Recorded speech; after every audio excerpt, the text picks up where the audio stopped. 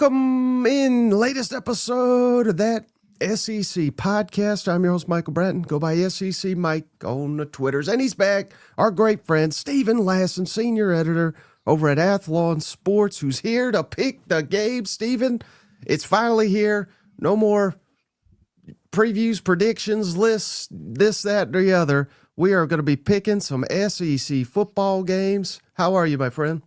We made it, Mike.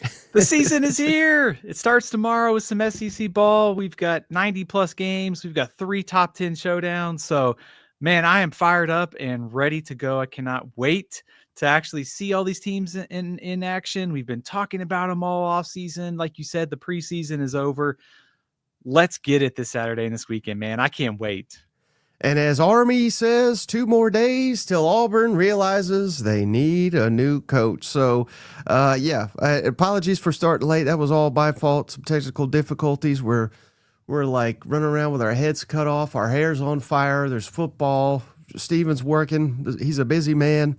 I'm not so busy, but I am still battling illness, but I feel great, Steven, and I feel great because college football is here. And the only thing, Steven, that makes football just a little bit sweeter, if that's even possible, I don't know, is running over to my bookie and putting a wager on some of this action, Steven. And right now for the Cousins, I mean, I can't believe this. This is like baffling to me, Steven, but we got a deal for the Cousins. If you go over to my bookie, the online sports book, and put in an initial deposit with the promo code SEC, they're willing to cover your first wager, Steven, up to $500. If you win it, you could just cash out. You got $500. Didn't cost you anything. You're a big winner, right? But if you lose, they just give you $500 right back. And it can be, as I believe, as low as $10. So $10 to $500 with that promo code SEC over at MyBookie. Steven's about to give you some winners. He's about to give you his John Mateer lock of the week. Be tuned for that. So, man, I'm ready to dive into it. How about you, Steven? Mike, as the great Billy Napier said, scared money don't make money, right? So let's make the Cousins some money, right? He also said, they'll start winning when they sleep better. So, we can't take this man for everything he's got to say, even though that probably is wise advice. The SEC sleep number game of the week has massive potential to start our show. We could do this if they're to sponsor the show here, right? Right. So, all right, Steve is going to pick every single game here. But one thing we got to do that we like to do with Steven as well, one of our other sponsors, maybe you're not into wagering on the games. Maybe you're not into wagering in the over-unders, all that. Maybe you're more into the daily fantasy. Steven's a college football fantasy junkie over there. So go check him out at PrizePicks. This is the 5th year in a row. PrizePicks has been partnered with the show, and they got a heck of a deal over at PrizePicks. Promo code SEC, Steven. You play 5, you get 50 right off the bat. And what PrizePicks does, it's not just college football. It's NFL, it's Major League Baseball, NBA, it's all the sports. They got you covered over at PrizePicks. But we love them because they got college football and they set player projections. And all you got to do is look at the projections. If you think a guy's going to do more than the projections or less than the projections, and you can select those and be a big winner over at PrizePicks. So there's all kinds of SEC player projections live right now at PrizePicks. And I've sent them over to Steven. And he's going to give us his favorites. He's got a couple selections for us. Mike, let's start with passing yardage. Let's go to Saturday morning. Cousin Shane is going to be 100% locked into this game. I am actually going to take Joey Aguilar at 213.5 to go more than. I think this is a good opportunity. A rebuilt Syracuse defense. Let's give Aguilar a chance to kind of push the ball downfield. Maybe it's a slow start. I think Aguilar's got a chance to hit a big play or two. Remember, he's pretty aggressive at pushing the ball downfield. So at 213, I know in his first start, there's some risk. He could be inconsistent. I think taking the more than side is the way to go here. And also, give me Lenoris Sellers, 221.5. Give me the more than side of this. A lot of optimism about South Carolina's receivers coming out of fall camp. Virginia Tech's got a rebuild defense. They do have a new scheme, so there is some unknown there. But Mike, you and I have talked about kind of this offseason, like the growth of Lenore Sellers. Like, let's see him be able to attack downfield a little bit better. But also, when you think about quarterbacks, like in their career, always like rushing as you get kind of more into your career goes down, passing goes up. So you want to see that from him this year. So I'm banking on like we start seeing it this game on Sunday. We see Sellers in that passing game take a step forward. So 221.5. I got to go with Sellers more than. Yeah, you know what's funny, Stephen? We sit here and, I've been kind of negative with Tennessee. We could be negative with all our teams, right? And we're sitting here like, oh, Syracuse, ooh, they won a bunch of games. Virginia Tech, they've rebuilt their damn coaching staff because they sucked last year. What do they got for us? You know, we had Nick Roush on. I don't know if you saw it, but he said, hey, watch out, South Carolina. They're in a 4-quarter battle. No, I'm flipping it, Stephen. These damn teams got to play us. Syracuse got to play Tennessee, just went to the college football playoff.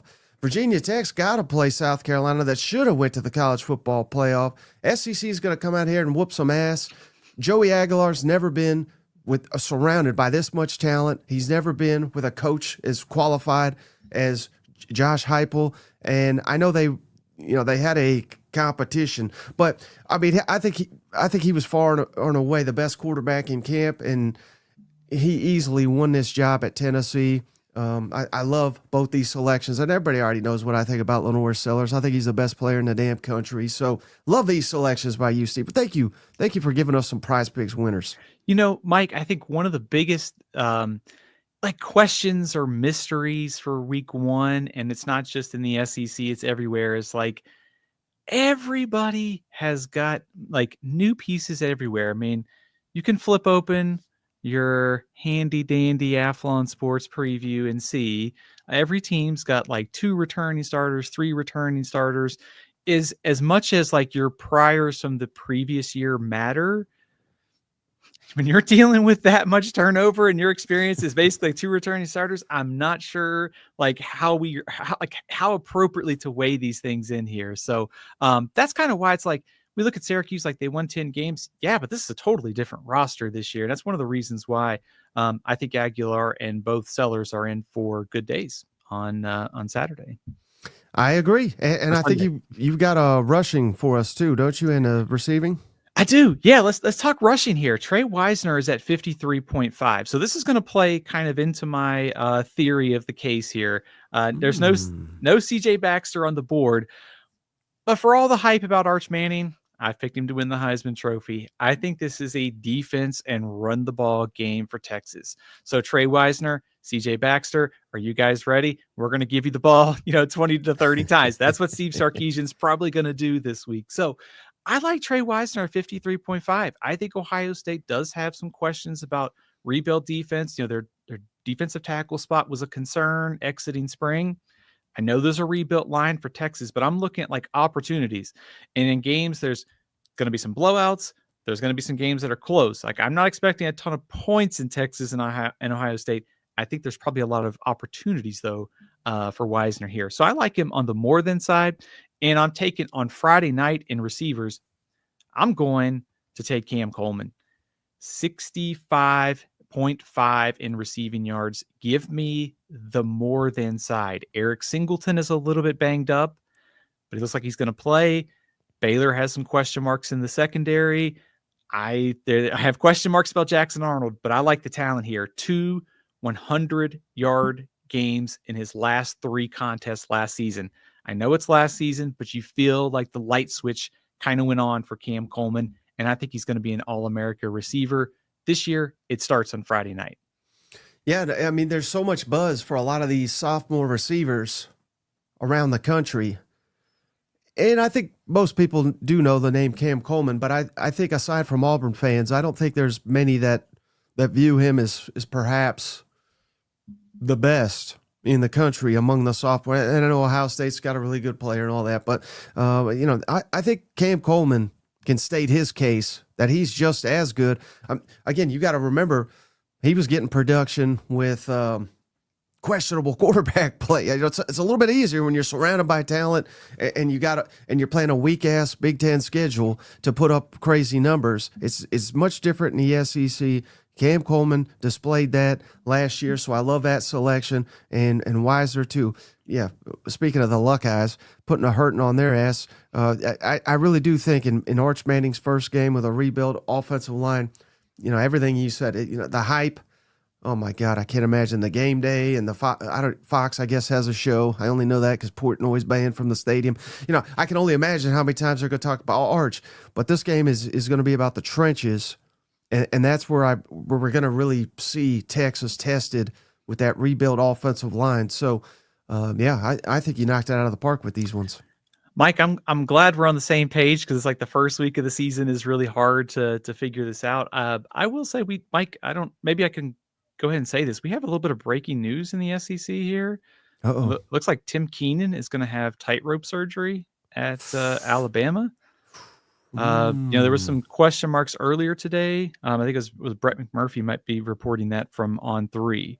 So fairly significant news here as we get started with kind of leading up to week one. Well, the only good, and it's not good by any means, but I don't think we need them against Florida State, Stephen. And we got Georgia a couple weeks away, but no, that is significant news. And that's rough news for Alabama, who, they project to have one of the better defenses in the conference. But I'm seeing what you're saying here. So shout out Brett McMurphy with the reports.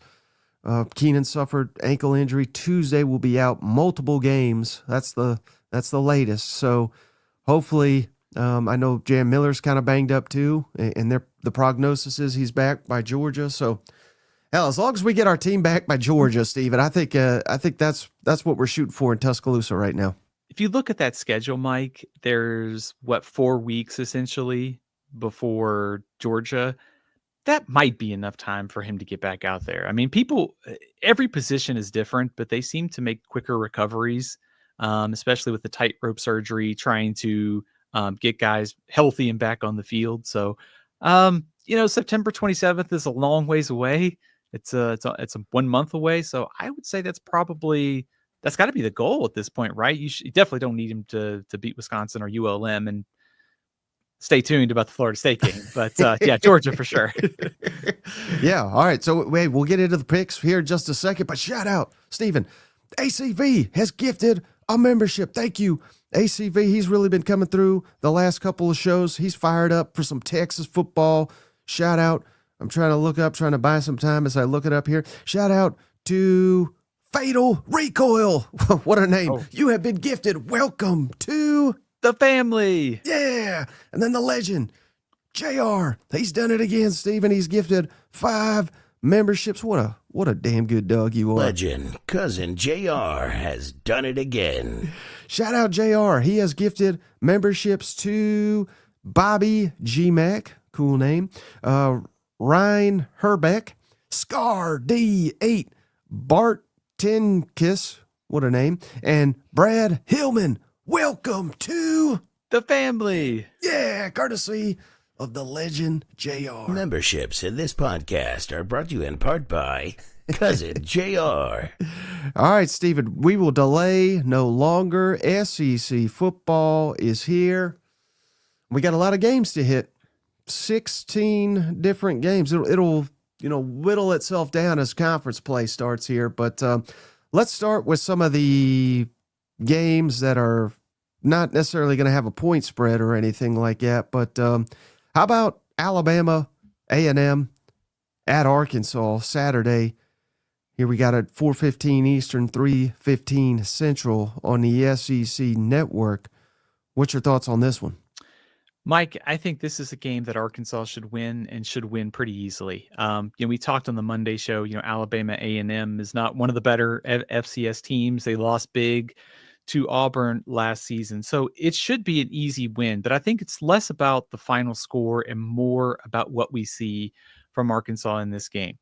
New receivers, a lot of new faces on defense. Let's see the second year for Taylor Green in this offense. So I like Arkansas big in this game. I've got them 55-10 beating Alabama A&M. 55-10. I'll ask you this because I asked Shane, and it's a little tricky of a question, but over under 4.5 touchdowns for Taylon Green. And why it's a little tricky, because we don't know how long he'll play. Heck, he may only play the first half because they're whooping so much ass. But where would you go with Taylon Green over under 4.5 touchdowns in this game? That, you mentioned college fantasy at the start. That's like always my, when I was used to do the weekly position rankings against these kind of games, you were always like, man, you got to guess how long these guys are going to play. I would probably go 4. 4 Okay. seems like that seems like a safe number in the first half of a blowout where you don't want to get him hurt. You want to put him in bubble wrap before that SEC slate comes up. Yeah. So this is definitely a pick your score type game. Get off to a great start and then head into this, in that state, what should be a big time matchup, which you will be a huge favorite against Arkansas State. But again, this is kind of a pick your score type, in my opinion. Absolutely. I mean, looking ahead on that schedule for Arkansas State's going to be fired up, for that game, September 6th. And then, of course, you get Ole Miss and Memphis. But for me, this game allows Arkansas to work out some of these new players. Like, how are all these new receivers? Like, let's figure out. It's like, is it Omega Blake? Is it Raylan Sharp? Who's going to be the go-to guy for Taylon Green? I want to see this defense for Arkansas come out and dominate. Let's see how all this is progressing with all the new faces. So great opportunity for Arkansas to work out a lot of new pieces before you kind of get into what is a very difficult schedule this year.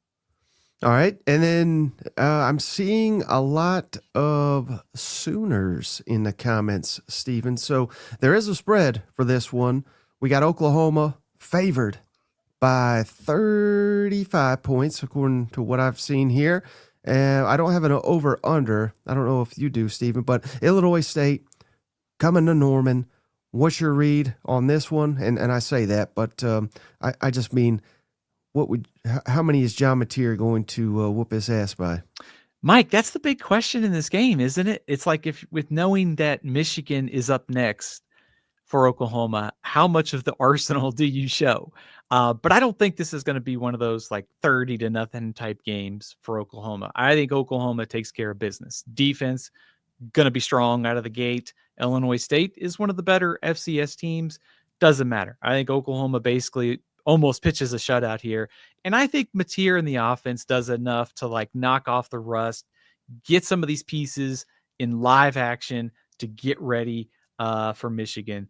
So I think knowing that Michigan is up next, maybe the final score isn't as large as some of these other ones in the SEC, but Oklahoma takes care of business. Give me the Sooners, 45, Illinois State, 7. Mm-hmm. Yeah, and I mean, realistically, could be significantly worse than that. But again, I think it's critical to take into account that huge game next week, to where you're not playing all your star players for most of the game, and you really don't want to tip your hands, particularly with a new offense and everything, Absolutely. You don't want to leave a layer of mystery for Michigan next week. Michigan gets New Mexico. I'm sure they're not going to show a ton, especially with Bryce Underwood starting as a true freshman at quarterback. So there's kind of like both teams, as we think down the road to this week 2 showdown, both these teams got some rust to knock off. And they're going to do that. But I also think you're probably only going to show maybe 30% of what you want to. I mean, we see this all the time where teams kind of slow play week 1 to get ready for weeks 2 and 3. So I think Oklahoma does enough to put on a show, but also holds a little bit back for next week's game against Michigan. All right. How about the first game that we're actually going to be getting here, Stephen? Missouri hosting Central Arkansas. Don't have a spread for this one, but it is at 7:30 Eastern, 6:30 Central, SEC Network. Again, Thursday. Cannot wait. That's going to be awesome. And it apparently, I don't know if it's official, Stephen. I think it was Pete Thamel that reported it, but sounds like they're going to go Bo for the first half and Sam Horn for the second half. So, I mean, not that that's really relevant to the final score. They're going to kill this team, but what's your prediction for this one? Mike, I like Missouri 45, Central Arkansas 7. I think Missouri takes care of business here. Looking ahead a little bit, there is the game against Kansas next Saturday. So kind of like Oklahoma, how much do you show? But considering they are going to play the 2 quarterbacks in in the two halves, which sounds a lot like Brady Cook and Sam Horn just a couple years ago. I do think you want to see this offense kind of flex its muscles a little bit. Like you want to stretch out Prbula and Sam Horn. It's hard to read too much into the coaching tea leaves exactly where this quarterback battle is, but we'll know Thursday night exiting this game kind of where both quarterbacks are going into that game against Kansas. So I want to see how they perform. But otherwise, when you look at this Missouri team, like I'm pretty optimistic about the defense. This is a game they should really probably either pitch a shutout or not give up a whole lot. And just to see the two quarterbacks and maybe some guys like Kevin Coleman, Ahmad Hardy, you don't want them to put up too many snaps in this game, keep him healthy for Kansas. But a game Missouri should take care of business in. Well, hey, you did hit on two things I wanted to ask you about it, though. Where do you think, obviously you're just guessing here, but how many carries do you think Ahmad Hardy would get in a game like this? Because I can't wait to see him in a Missouri uniform. I'd probably set it maybe like 10. I'd probably keep it pretty cautious, like 10 or so. I wouldn't go with too heavy of a workload. Does that seem pretty reasonable? Yeah, I was thinking a little bit closer to maybe 15 to 20, but yeah, it really just depends on how non-competitive this game is. Right. If they're killing them in the first quarter, 100%. But I don't know, we may want to work him in with Sam Horn. I don't know. So that'll be interesting to see. And then hearing so much buzz about these edge defenders for Missouri in a game like this, how many, either sacks or tackles for loss do you anticipate the Missouri defense getting against Central Arkansas? I think, speaking of rushing attempts here, Nate Noel had 11 in last year's season opener. It's not, necessarily comparable because there was kind of two backs fighting for time, but I could see like 10 to 15 for Ahmad Hardy. You mentioned the defense for Missouri that I think is a point of intrigue, like Damon Wilson, Darius Smith, like guys who were highly touted and counted on to be big time transfer impacts this year. Like this is the game they should pop. So I think, maybe 4 or 5 sacks. I mean, that may seem a little bit ambitious, but an SEC front against an FCS offensive line, I think that's a game they should be able to take advantage of. So put me down for a couple from this front on Thursday night. Okay, how about this one, Steven, where I don't have a spread for this one either, but we got the Long Island Sharks against Florida. DJ Lagway is starting. He's playing.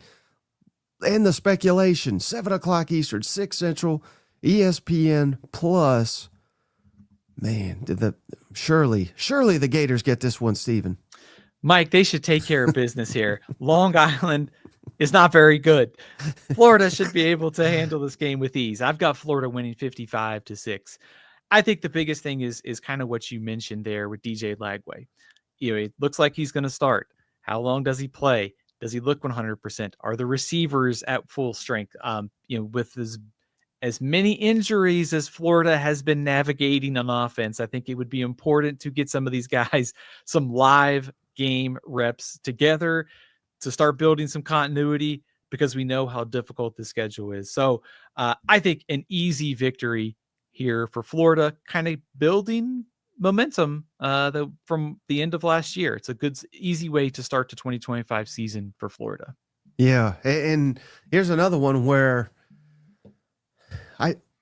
I understand, and hell, I'm guilty of it. I just did it with all the DJ hype and hoping to see him in action and everything, but I'm almost like more interested in seeing Jaden Baugh year 2. I know it's year 2 for DJ too, but Jaden Baugh I think is going to be the thing that leads this offense, particularly in a game like this where, yeah, DJ is probably going to push the ball down the field and have some explosive plays. But I think just given Billy's nature, he is going to want to run you to death. And maybe not. I'm not even specifically talking about this opponent, but I'm talking about the whole schedule. That's where Billy Napier, butters his bread. There is the ground game. So you don't think DJ Lagway is going to match the 456 and 3 touchdowns that he threw last year against Samford? Well, I mean, he very well could, but again, I don't know that you want him on the field that much. That was his. Yeah. That was if memory serves Graham Mertz was maybe injured. I think he had a concussion, if I recall. So they kind of like unleashed DJ because they wanted to get him out there, get his feet wet. His first college is a first start. We got to see what we have in this kid. They know what they got in him now. Now it's more about protecting him and saving him for these conference games, I think. I think you raise a good point, and it's sort of like the run game with Jaden Baugh and the offensive line for Florida. There is a school of thought in some of these games. It's just to keep the clock running as long as, keep it moving. Don't allow a lot of stoppages. Like, yeah, you want to get some guys in, you want to get them some reps, but at the same time, you don't want to play like Jaden Baugh doesn't need to be playing like 3 quarters here. So what can you do to kind of take a lead, take the air out of the ball, and just get out of here with a win and avoid any injuries? So I think just thinking about where Florida is, like, they've had all these injuries, but building some continuity, getting the offensive line some work here against an overmatched opponent that they got the chance in week 2 against South Florida. So I think all of these things that we've talked about, great offensive line, Jaden Baugh, DJ Lagway, like they should all shine in this game against Long Island. Mm-hmm. Well, speaking of someone that likes to chew up the clock, Stephen, how about Vanderbilt? That's what they specialize in, playing Charleston Southern. This is another one where I do not have a point spread, but you can get in for as low as $9 according to ESPN. So go check it out. 7:00 Eastern, 6 Central, ESPN Plus. Vanderbilt hosts Charleston Southern. Who do you got in this one? Mike, I think this is another easy win for an SEC team. I've seen some spreads of Vanderbilt about a 36, 37 point favorite. And I think that goes kind of at the theory of the case of like, how many snaps, how many possessions do you get? Certainly we've seen Vanderbilt play a lower possession game. And I don't think you want Diego Pavia working his magic for 4 quarters. You would prefer he probably just throws a bunch of touchdowns and gets out of here. Also, Eli Stowers banged up too for Vanderbilt. With Virginia Tech up next, that's what you got to be worried about. So this is kind of one of those knock the rust off, fire off some fireworks, get out of here with a win. I like Vanderbilt 45-3 over Charleston Southern. Whoa, baby, that's what I'm talking about. Diego Pavia magic over there, huh? Mike, it was interesting is to think about where Vanderbilt is coming into this game compared to where they were last year. Like how quickly their fortunes have changed. Like we're sitting here like they could be one of the highest scoring teams in the SEC this week. Last year was like, man, are they going to be able to get to 3 wins? That's built the statue for Diego Pavia. They've officially turned it around when they're beating Charleston. We don't have to be concerned that they may lose to Charleston Southern, which was a legitimate probably fear just a year ago. You know what? That is a great point. If they lost to Georgia State last year, so that's a threat, but the Georgia State and Charleston Southern are in different divisions, different categories. Vanderbilt should be safe here. Good for them to have an easy way to start the season and a no sweat kind of game like you mentioned. All right. How about next one? How about Marshall at Georgia, Stephen? Georgia, huge favorite, of course. Them dogs favored by 39.5 points. That's the latest, 55.5 over under. 3:30 Eastern, 2:30 Central on ESPN. How bad are Kirby and the boys going to kill old Marshall? Give me Georgia 48-3, Mike. I think Kirby and the dogs take care of business. And, figuring out like which way these games are going to go with all these one-sided spreads and new faces, I do think there ought to be some opportunities here for Georgia with Gunnar Stockton to kind of open things up. He's played some last year. He had 2 tough defenses in Notre Dame and Texas, but now he gets Marshall and Austin Peay to start the season before you get to Tennessee and Alabama. So I want to see Gunnar Stockton come out, throw the ball, push it downfield, make some big plays, build some confidence these next 2 weeks. If you just look at last year's stats, you might see Marshall won the Sun Belt. They could be a problem. They have 60, 70 new players, new coaching staff. They're picked. I've got them as the lowest rated team in the Sun Belt East. They've gone from first to the bottom. Don't look at last year's stats here for a threat. Georgia will take care of business. It's one of those empty the bench kind of games for Kirby Smart. Yeah, it's so funny. I haven't really mentioned this, Stephen, but you kind of said it perfectly there. I was all week I was trying to sum up, like, I love making the graphics for like the previews as we do these games, and I was trying to think, how should I do it for week 1? And I was like, well, do I just use last year's stats? I just figured people would not appreciate that, and they're in today's modern college football, they're basically totally irrelevant, and they are particularly irrelevant for a game like this. So I just said to hell with them, and I didn't do it. But some of these teams from one season to another, you can't tell what in the world they're going to be. Yeah, I mean, Marshall, I can double check this in my handy dandy Athlon Sports preview guide just to make sure I'm giving you the right intel here. But they have 3 returning starters and, over 60 players, over 60 new players. And a lot of those came from the transfer portal. So not only are you trying to mesh like freshmen, you're meshing new schemes. You've got transfers from all across all the FBS and all across the country trying to come together. And after, and keep in mind, a lot of rosters changed even more after the spring. So what happened last year with some of these G5 teams is totally irrelevant. And that's definitely the case with Marshall. Well, who I hope. Oh, wait. We got one more. Let's do UTSA, Texas A&M, Stephen, where we actually do have a spread. Let me double check it. Yep, A&M 24.5 favored at home, over under 57.5. Another night game here, 7:00 Eastern, 6 Central on ESPN. How many points is A&M going to win by?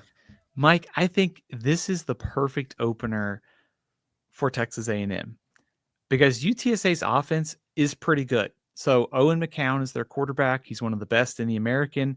They've got a deep receiving core. Mike Elko is still probably angry about how his secondary finished last season. So what better way to give him an early test than play one of the better G5 quarterbacks and receivers with UTSA? On the other side, though, UTSA, brand new defense, 0 returning starters, a lot of opportunities here for Marcel Reed to build some confidence. The next 2 weeks, confidence builders with Concepcion, Mario Craver, Terry Bussey. With Notre Dame coming up, it's a great opportunity to sort of work this out and see what this offense looks like. So I like UTSA to maybe hang around a little bit at times in this game, but ultimately offensive line for A&M, defense, Marcel Reed, they all come up with big plays. A&M wins 41-13. Ooh. And Elko's gonna be pissed if they give up 13, probably. You know what? Yeah, I don't you think that this is like the best way for A&M to start the season? Like you can build some confidence, but also be tested at the same time. Yeah, for sure. Because that is a team where I don't want to put this evil on anybody, Stephen, but there's always a team, right, that is kind of like hyped up, and this is college football. I'm not saying it's going to be A&M. I certainly don't think it will be, but that's the beauty of college football, where we don't think. Did I think Georgia State was going to beat Tennessee? Hell no, I didn't. Yet it happened, and that was right after Jeremy Pruitt promised it was going to be the decade of the Vols. You know what I mean? Like this week 1 is oftentimes when we get the most surprising of outcomes, when we don't see these things coming. So I don't know. I would wager there's a team in the SEC that is going to get a very surprising result this weekend, and surprising probably in the wrong direction. I haven't quite figured out who that is yet.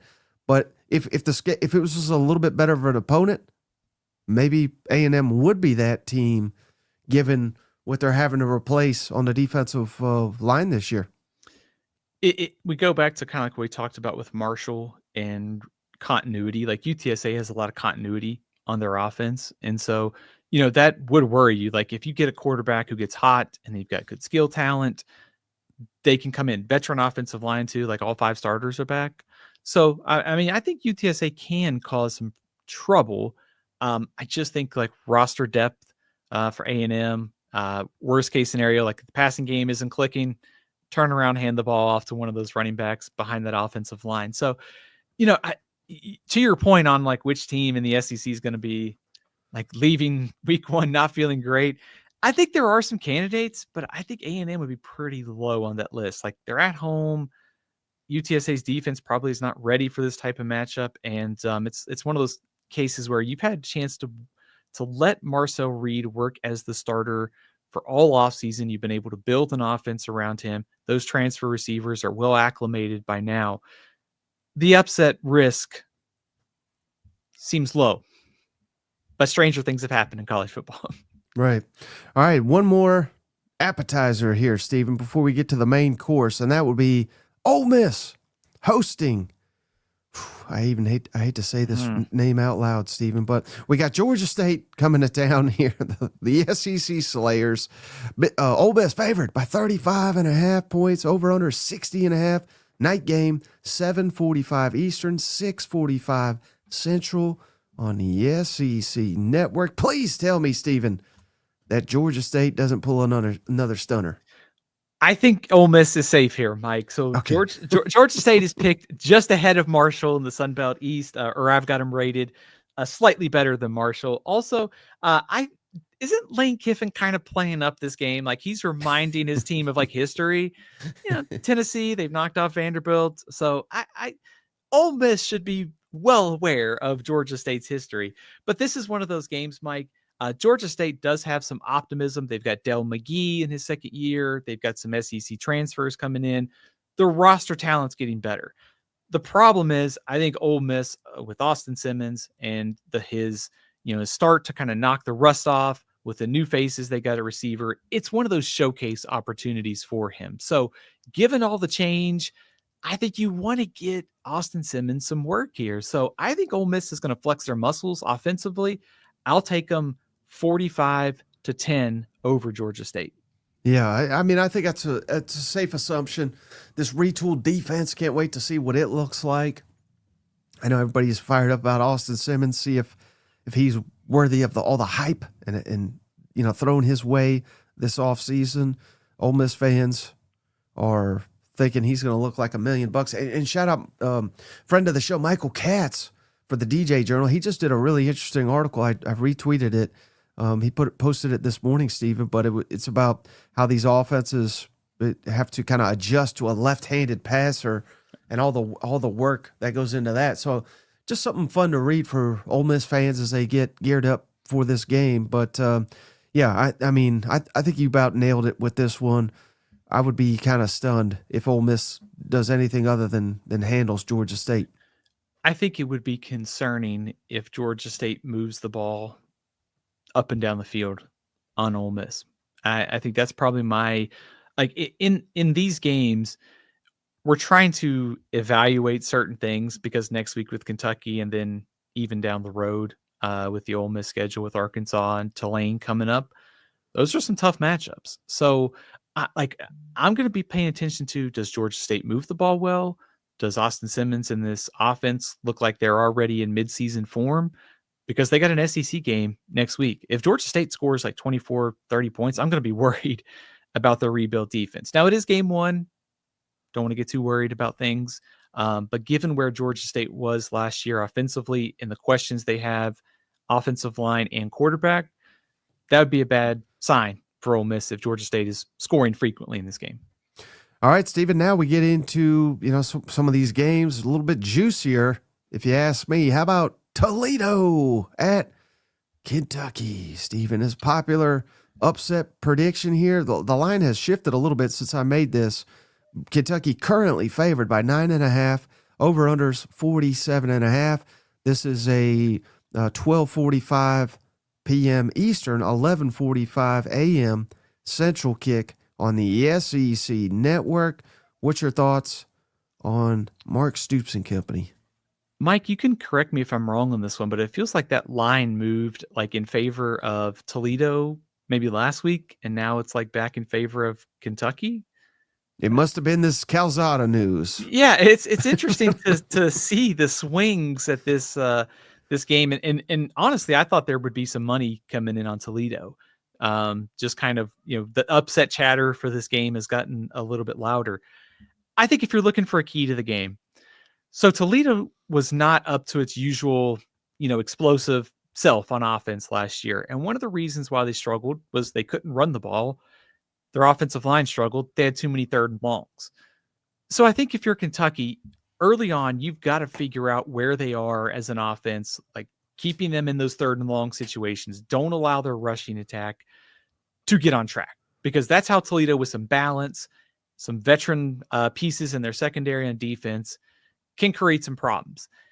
If you're Kentucky, I think probably a good idea to come out and get to a lead early. Like we see it in these games, whether it's SEC, Big Ten, anybody else. You let the underdog hang around, and you know what happens in the fourth quarter.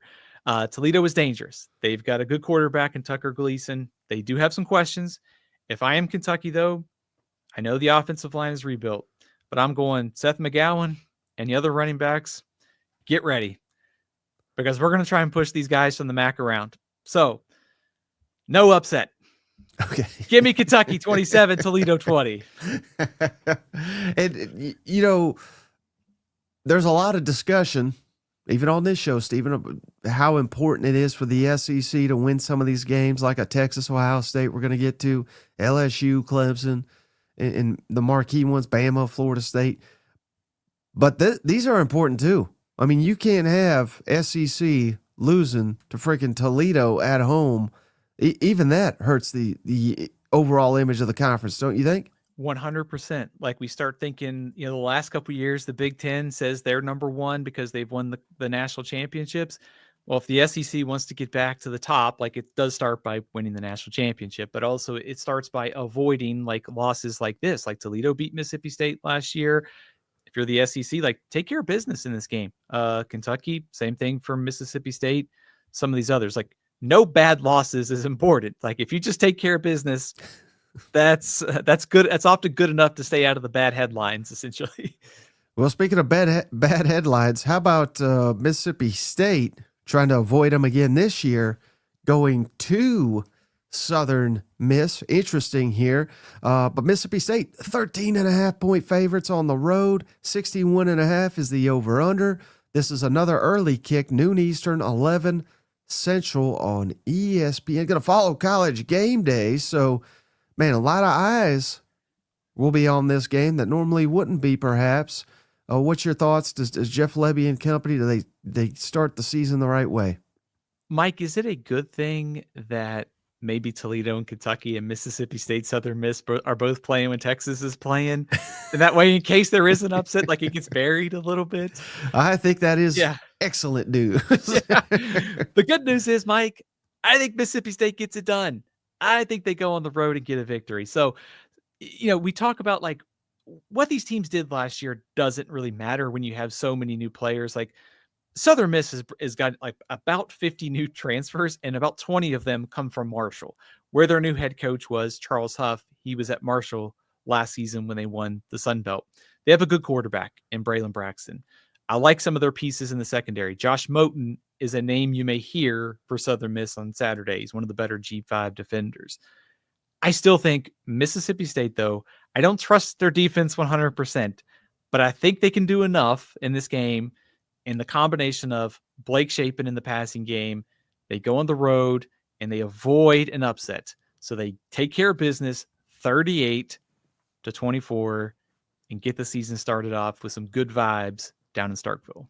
Oh, nice. So not only the win, obviously, but you like them to even cover those, even though just barely, but you do like them to cover the spread as well, huh? I think a late touchdown gets it done. I've evaluated every position in college football by conference. The two areas that I have the biggest unknowns about, offensive line and defensive line, really for both teams. But for Southern Miss, and I think it's hard, regardless of where you are, to go grab 3 or 4 players and ask them to start at those positions. So transition is the word at Southern Miss, given all the new pieces. Like last year was year 0 for Mississippi State. And yes, they did reset the roster, but also you've had a year to get that system implemented. You've got a veteran quarterback, the system and the people around you. I think that counts for something. So Southern Miss is dangerous, but I'm giving Mississippi State the cover based upon that continuity. Mm-hmm. I hope so, because we got to turn this program around, and it starts on Saturday here in Old Hattiesburg. You know what? Guessing you're not feeling the Mississippi State cover is what I'm. Hell, I don't know if they win the game. Well, speaking of, I'm not sure they win the damn game. How about let's go to Friday night? Because this could be one hell of a showdown here, Stephen. We got Auburn on the road at Baylor. This is a line that's gone back and forth as well. Auburn favored though by 2.5, over under 58.5 points. Buddy, this I don't even want to think about what happens to Hugh Freeze if they drop this game. What's your thoughts? Man, I can't get a good read on this game at all. I mean, I have gone back and forth on what I think is going to happen on Friday night. The only thing I think that may happen is like chaos, because the combination of Hugh Freeze and the ride that Jackson Arnold's play could be in week 1, it's going to be fun. It also might be like reach for the Tums if you're an Auburn fan for 3 hours during the game. I think just in terms of matchups, strengths on strengths, Auburn's defense against Baylor's offense. Those two groups are the strengths. And you can look at the other side of the ball and say Auburn's offense and Baylor's defense have question marks. Dave Aranda took over the play calling duties for Baylor's defense last year. They got maybe a little bit better. There's still a lot of questions here. And if you're Auburn's defense, this Baylor offense finished 2024 red hot. And so I'm interested to see if they can pick up where they left off. I am having a really hard time figuring out where to go with this prediction, Mike. But I keep coming back to one thing. Baylor's at home. I think they got the better quarterback. I think Auburn just finds a way to get it done. Oh, There's just something that tells me Cam Coleman, Eric Singleton, Auburn defense, maybe some up and down play from Jackson Arnold. Maybe it's a rushing play by Jackson Arnold that gets it done. So I will take Auburn 30, Baylor 27. Oh, wow. Close one. All right. So do you think that Auburn can survive getting down early, though? Or are they built that way at least? That's a good question. I don't know that I would want to fall behind like 14-0, because I think getting off to a good start is I know the buzz about, the jokes about building confidence in the offense has been there for Auburn this offseason, but I do think you want to get off to a good start. Don't fall behind, and don't like force your offense into making like a bunch of pressing things like down 14-0. So, and also staying within like 7 or being ahead allows you to run the ball too. So I would, falling behind early could be the worst possible thing here for Auburn. Uh-huh. Do you buy into the narrative at all that a program like a Baylor that is probably always, fighting for relevancy, fighting for respect, and quite honestly, I mean, I think you could throw that on a lot of maybe all of the Big 12 at this point in time, but a matchup against a SEC opponent that it gets kind of the best out of them because they know the narratives could be written. Hey, if we could beat a SEC team, that legitimizes us, legitimizes the conference, but more specifically, legitimizes Baylor if they could beat an SEC program. Do you buy into narratives like that? Absolutely. I mean, I think it's fair to say that, SEC teams are like they're hunted in these situations. Baylor's looking at, hey, the SEC's at the top of college football. We get these guys coming to our place first game of the year. They've got all these questions. It's a motivator. It's got to be for Baylor. And I also think if you just look at the Baylor kind of tenure under Dave Aranda, I mean, go back to last season when Shedeur Sanders connected on that Hail Mary for Colorado to beat Baylor. It looked like Dave Aranda's tenure was done. And he's been on the hot seat. And of course, they wear the shirts now. We pay players, so they bought into this new era. The vibe shifted down the stretch last year. They are expected to be a Big 12 title contender. So you get Auburn coming to your place in a very winnable game. I bet they are going to be sky high motivated for this one. And last thing, how many, if you had to ballpark it, runs do you think Jackson Arnold has in this? Because that's a big part of his game. I'm kind of curious to know how often they run him. What's your thoughts on that? I would use his legs early and often.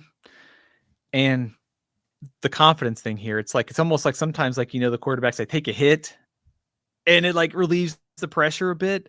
I could almost see Auburn you letting Arnold kind of work into the flow of the game a bit by using his legs. So I mean, maybe at least 10. I think you got to use him. This is knowing that you have some games coming up non-conference wise where you could maybe take it a little bit easier and work on the passing game. I think you got to go full arsenal, whatever you got to do to win here. Mm-hmm. Well, I'll tell you, Stephen, who else better win? And that would be Alabama. We're going on the road to Florida State, a totally retooled Florida State. Alabama favored by 13.5 points, over under 50.5 total points, 3:30 Eastern, 2:30 Central on ABC. Stephen, does the tide, high tide, is it high tide again? Do they come back? Do they bounce back from last year's disappointing season?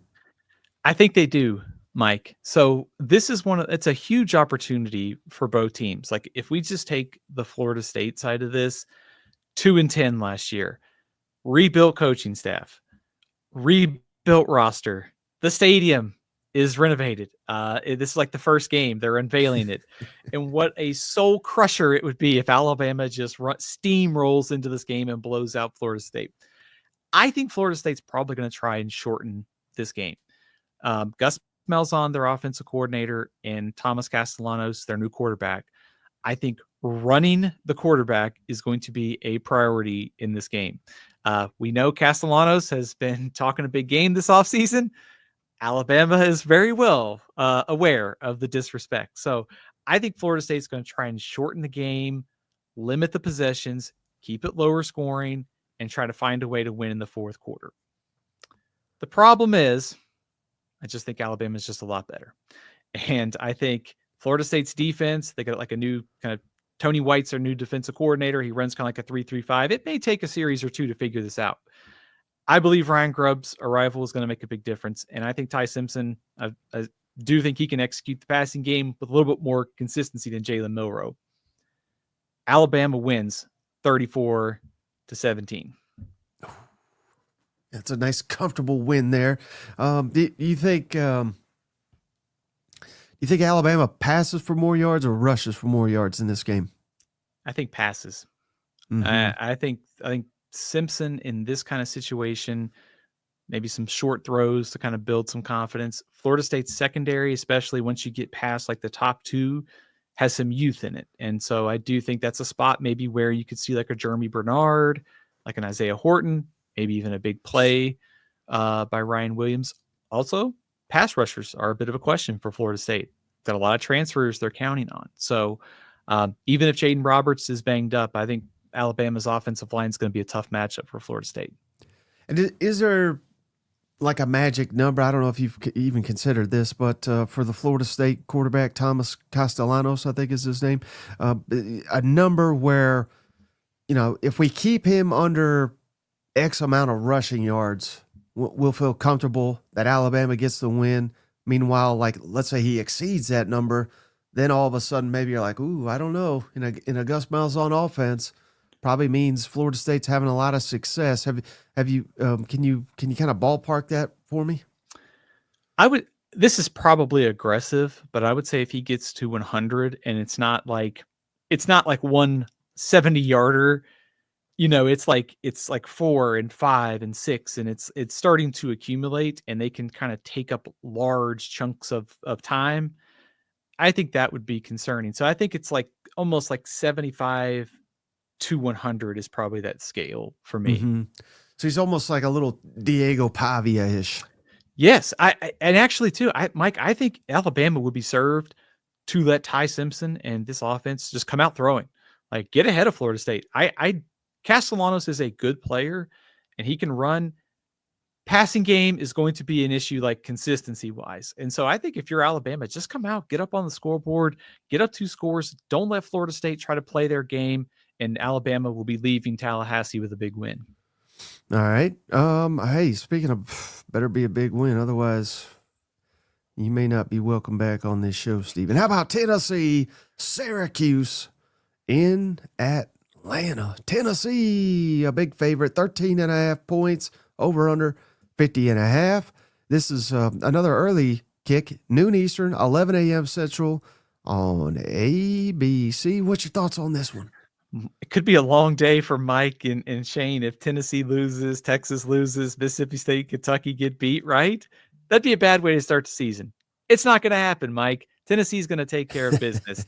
A lot of mystery here for both teams. You know, Tennessee loses quite a bit off the playoff squad. Syracuse went 10-3 last year. Biggest reason was Kyle McCord, the Ohio State transfer. Syracuse likes to chuck the ball around. Steve Angeli, their new quarterback from Notre Dame, I think is going to be pretty good in this offense. But man, there's so many new pieces on defense and a rebuilt offensive line. Fran Brown, the coach at Syracuse, he did a great job last year. Probably would have got more national credit if it wasn't for Indiana and SMU. I trust him to reload. I just think Tennessee is just going to do a better job of it in this game. So give me Tennessee 34, Syracuse 20. Aguilar hits a couple big plays, and the Tennessee defense is just too much for Syracuse. All right, Steven, you keep being on the show. I've decided. But what's your biggest concern here, though, that maybe Syracuse, if anything, could exploit with Tennessee coming into the year? I think knowing Syracuse likes to chuck the ball around, and Jermod McCoy's status, he's the knee injury. Like, if Syracuse basically picks up where Kyle McCord left off, and they can still move the ball that successfully through the air, they lost their top two receivers. So they are turning over quite a bit of personnel. But I think that would be my fear is Angeli is as good as Kyle McCord. Also, the mystery part of this too. We think we know what these teams are going to do, but with all the new faces, does Syracuse throw something out there? What if Tennessee turns the ball over a couple times too? Like Aguilar gets too aggressive. That would be my fear. I think if Tennessee plays a clean game, I think they win. Yeah, and can you kind of give us a background on that quarterback? Because I know he was at Notre Dame, right? And he was a backup, and it's not like he can't play. Heck, he lost out to a guy last year that they went to the national championship. So, can you give us a quick background on why he could be kind of like one of the breakout stars, perhaps, of college football? Yeah, so Angeli probably would still be at Notre Dame if they didn't think so highly of CJ Carr, who was one of the top quarterback recruits a couple years ago. Angeli played, if you go back to last year's playoff game, Riley Leonard got banged up. Angeli came in right before the half, and they were, the game was still in doubt. He led a drive to get a field goal right before halftime, and just cold, right off the bench, showed like zero concern. He looked like a guy who had played 35 games at that point. He also started for Notre Dame when they won the Sun Bowl in 2023, had about 230 passing yards and 3 touchdowns on 15 completions. Anytime that he has played in limited time, he has played well. And so I do think he's a good fit for this offense. And I think there's a chance they could get this passing game cranked up. Tennessee's probably catching them at the right time, though, in the first game. Let me ask you this way, though, Stephen. If Tennessee fails to score X amount of points, you're concerned about the outcome of this game. Does that make sense? Like if they can't get, is there a number there for you?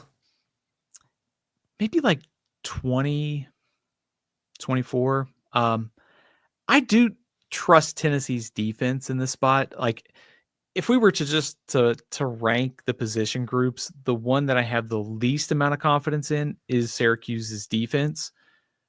I think both sides will find a way to manufacture some yards, but I think Tennessee's defensive front's probably going to be a lot for Syracuse to handle. So I think Tennessee could win a lower scoring game, but if they're sitting there at 20, I'd be a little bit nervous. I think anything 24 and above is probably the safe spot for Tennessee. Okay. Well, let's stay in Atlanta, Stephen, for what could be a really good game. Hopefully not for the Gamecocks. South Carolina and Virginia Tech. This is going to be the Sunday game. Again, this is in Atlanta again. We've got the Gamecocks favored by 7.5 points, over under 52.5. This is a weird time here. 3 o'clock Eastern, 2 Central on ESPN. Who do you like in this one? Mike, I am surprised that South Carolina is only a 7 or 8 point favorite here. I actually thought this spread would be closer to 10 points. Virginia Tech has a ton of new faces. Offensive coordinator, defensive coordinator. You can go every position, brand new offensive line. That's probably news to Dylan Stewart's ears that he is facing a revamped Virginia Tech offensive line. The one constant that they do have is Kyron Drones, their quarterback. Dual threat, very capable of moving the ball. The problem is I'm not sure a rebuilt Virginia Tech defense is going to get enough stops in this game. So give me Lenore Sellers getting off to a fast start. I think Nick Harbor makes a big play. Give me South Carolina 31, Virginia Tech 20.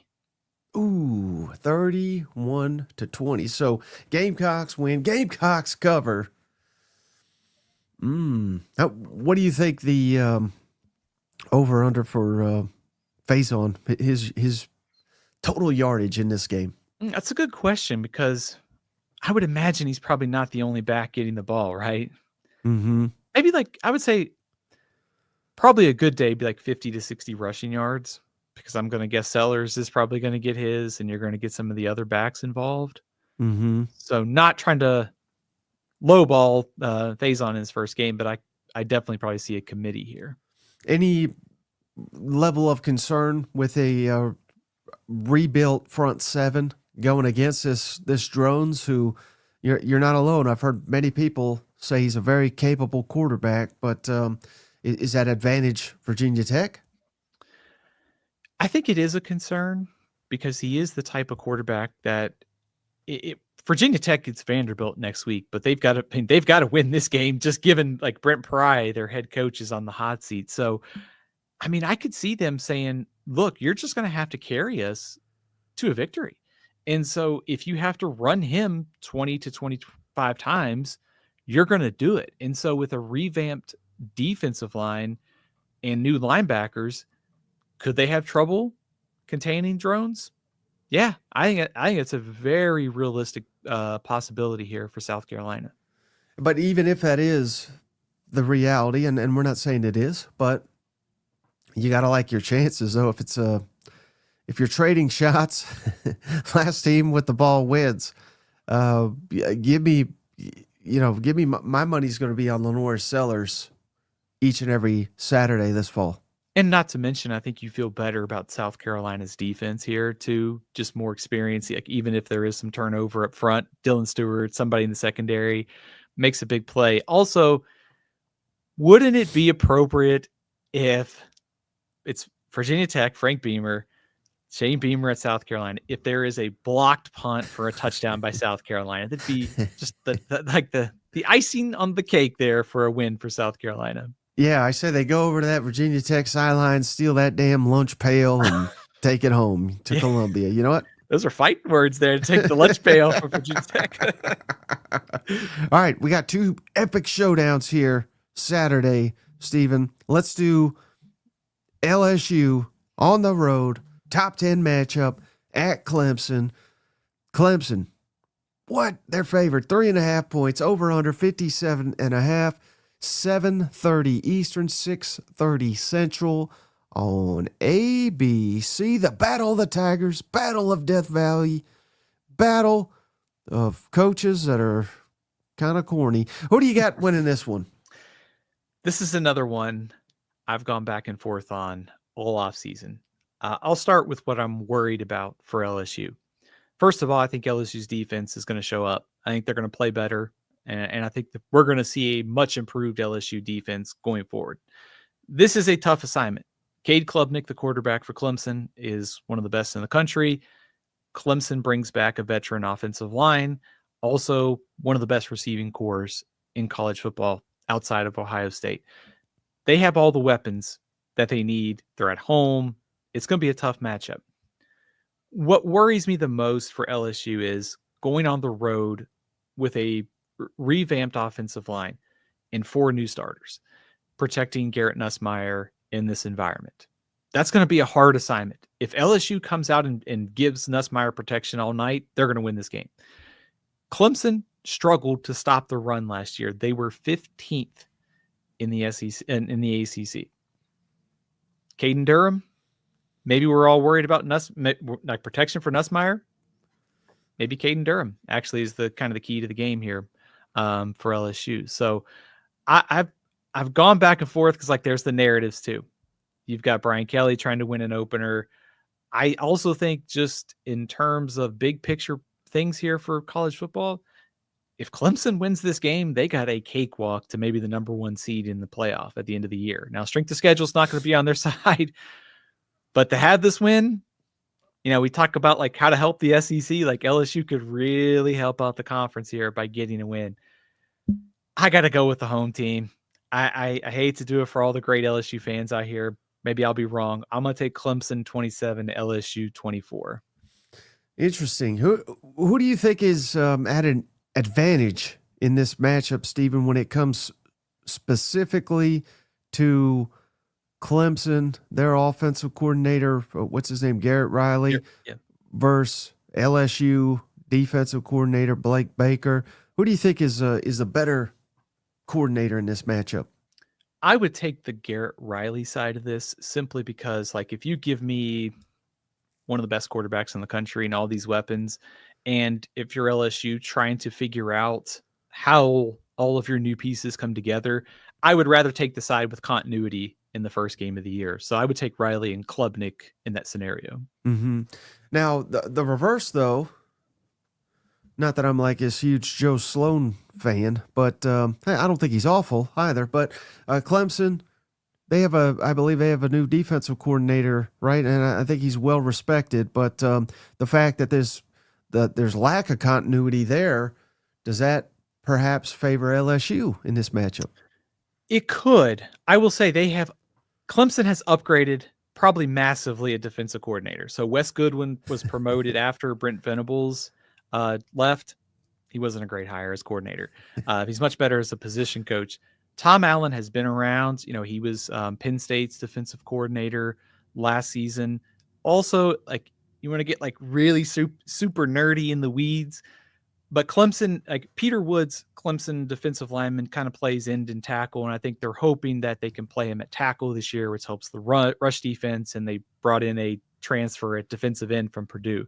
So I think very highly of Tom Allen. Like, is he as good as Brent Venables? Probably not. But I think you'll see a much better group on Saturday night. Mm-hmm. And so once again, even though you've betrayed our LSU brethren, what's your confidence level in this selection? Not very high. Probably like a 3 out of a 10. Mm-hmm. How many touchdowns will it take from Nuss to win this game, you think? That's a good question. 3. Okay. I would like to see. I mean, LSU is not really run. I mean, you nailed this prediction last year about like how do you replace the rushing offense without Jaden Daniels. LSU's got to be able to have some balance, like especially with a new offensive line, and knowing that Clemson struggled last year against the run. I would be willing to, like, as much as we're talking about Garrett Nussmeier here and protection and all that, I would want to find out, like, did Clemson actually solve these issues against the run? I mean, and this is the other thing about like Clemson is if you look at some of the advanced metrics, like with Bill Connolly at ESPN, like Clemson's a little bit lower than what most people have them projected. I mean, they needed a last second touchdown run by Cade Klubnik to beat Pitt last year.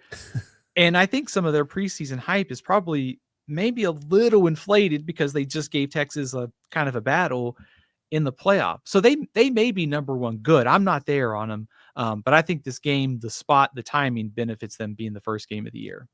And then apologies for asking you this on the spot, but Any idea how many times Brian Kelly and Dabo Swinney have coached against one another? Because they have quite the track record against one another, don't they?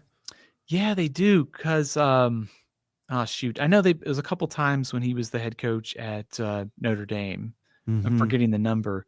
But just my point being that they're no strangers to one another, which again, it adds a layer of intrigue for me for this matchup, because I think they know what each other are thinking and in these big time matchups.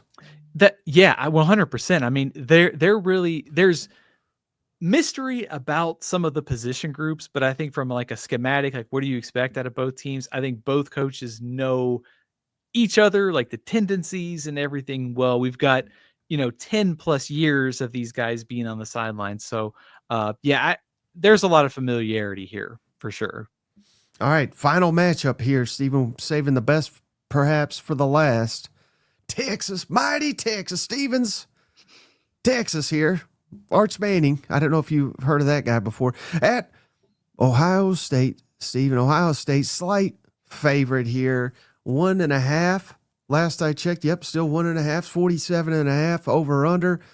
I don't understand Fox. They put the best game on in the middle of in the morning, 11 a.m. Central, noon Eastern time. Stephen, who wins this Titanic showdown? And it's because I already know I'm asking you. I already know what you're going to say. Mike, I will say, isn't it good that we have Texas, Ohio State at noon?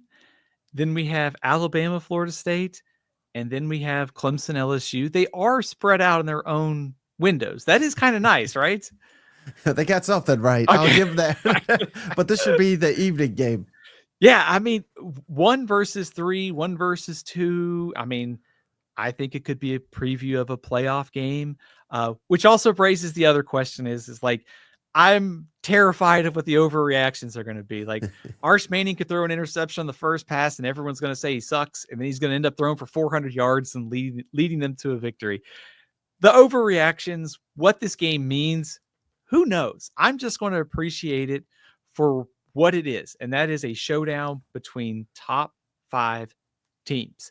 And for all the hype about Arch Manning, Julian Sayin, Jeremiah Smith, I think this game is decided in the trenches, because I think Texas in the offensive line with 4 new starters, we'll see how it holds up against Ohio State's rebuilt defensive front. Ohio State's offensive line is also going through a bit of change too. Texas has Colin Simmons. They've got Anthony Hill up front. They also have a lot of new defensive tackles.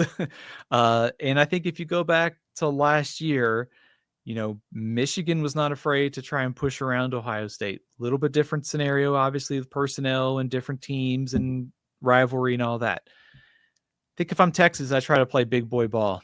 I try to say Baxter, Wisner, maybe some runs by Arch Manning on 3rd down to escape a rush. I think it's low scoring, but I like Texas. Texas 24, Ohio State 20. Which team runs the ball?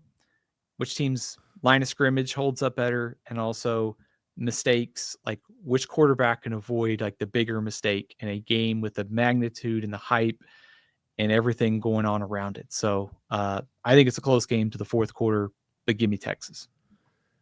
Yeah, and that would make a lot of sense, especially coming from you. But given the fact that,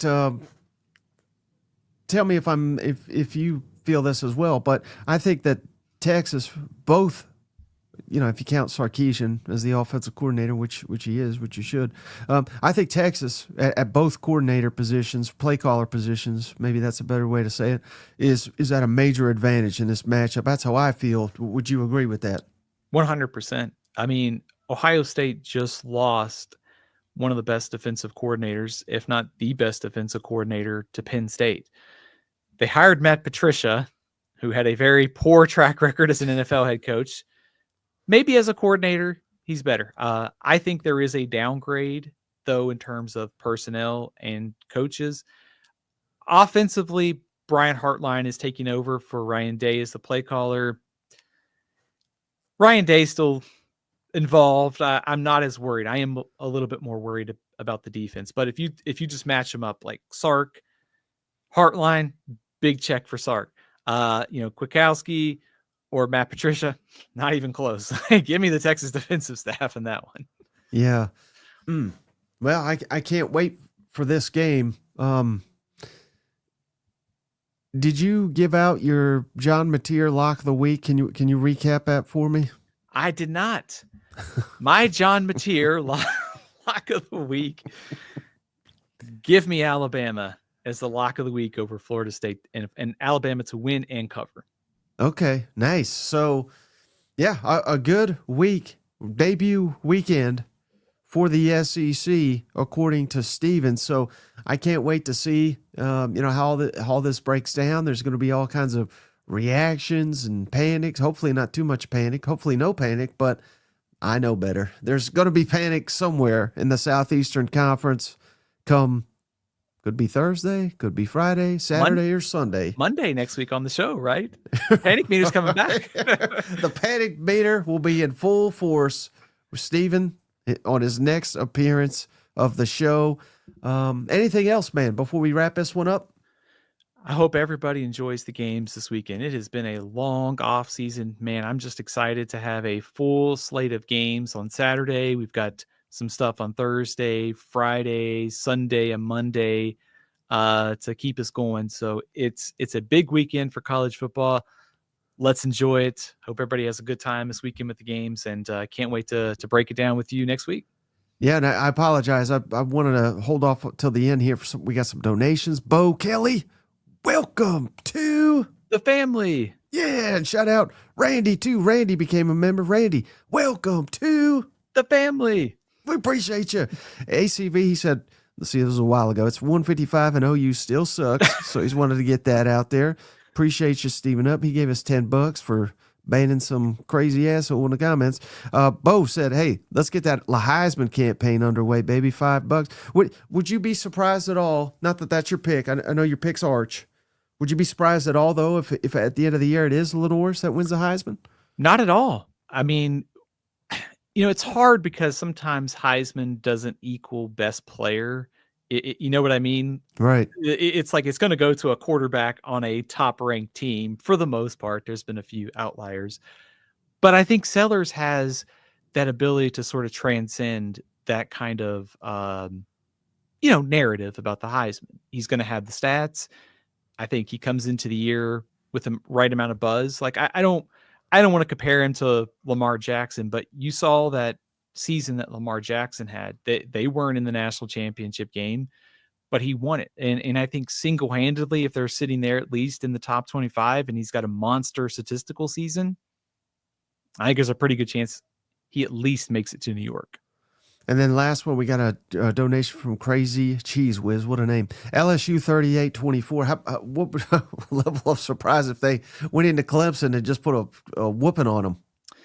I wouldn't be surprised. I think, there ought to be a little bit of urgency from LSU, especially with the losses to Florida State and USC. I mean, I know they're tired of hearing about that. It's been brought up for all offseason. It's been brought up all week. They got to be tired of it. I mean, go into Clemson and get a victory, and they don't have to listen to this anymore. And if LSU wins this game, and let's say Clemson wins the ACC, given the metrics changes for the playoff, even if you lose 3 games, if you're LSU in the SEC and against good teams, they're going to be still sitting in good shape. So there's a lot at stake here for LSU. Narrative, season-wise, maybe some Heisman hopes for Garrett Nussmeier too. I mean, I think he's certainly in the running. And I was thinking about this. What last thing? I don't know. This is just like a random thought in my head, but and I've been down on LSU, right? But I could be wrong. They got all the pieces to win it all. I think they got a hell of a lot better quarterback than the last 2. Really, probably. I don't know. Stetson was kind of special, but certainly the last 2 quarterbacks. I think Garrett Nussmeier is better than either one of them. I know you need a lot more than just a quarterback to win a national championship, but that's not even that bold of a statement, is it? Do you think? For like as far as like SEC teams that won the title, or you? No, the Ohio, I just don't know their names. That's why I don't acknowledge them. But the Ohio State kid and the Michigan Right. guy, I think Nussmeier's better than both of them. I got you. Yeah, I think so. I think that's a fair statement. JJ McCarthy at Michigan, I thought was better than Will Howard. Right. But I think in terms of raw I'm not talent, saying they're Nussmeier, like yeah. awful players by any means, but I'm saying LSU's got, I think, the quarterback to win it all. Yeah. Now, he's going to need some help, obviously, but that's something to be. If I'm an LSU fan, I'm at least fired up about that. Actually, that brings up a good point about Saturday's game too. Is that there's not a ton of concerns about like Clemson from a personnel standpoint, but their best running back might either be a true freshman or it might be a receiver that was converted to running back, which I'm not overly concerned, but there's a lot of, new faces there. Also, one of their biggest concerns has been how does their depth hold up on defense, like maybe in the secondary. So if you can protect Nussmeier, Nick Anderson, Aaron Anderson, Barian Brown, Chris Hilton, I mean, Clemson could get to Nussmeier, but can you also cover on the back end too? Well, Stephen, I think you and I could sit here and talk until SEC kicks off, but you got a job to do. I got to let you go before we wrap this one up. Can you remind the cousins how to follow you, how to find your work? Absolutely. You can read all my work over at athlonsports.com, at Athlon Steven on Twitter, Stephen L. CFB over on Facebook and Instagram. All right, so that's going to do it for this episode. Cousin Shane will be back tonight. We're doing a mailbag show. There's still time on YouTube, on Twitter. We've thrown it out there. Hit us up with a mailbag question. Official cousins always get their questions answered. So that's going to be 7 o'clock Eastern, 6 Central. Until then, we'll catch you here in just a couple hours. Bye-bye. Hey, buddy, this beer's for you, Mike, and Cousin Shane. That SEC podcast loves the Pirate, and the Pirate loves that SEC podcast. Hail State.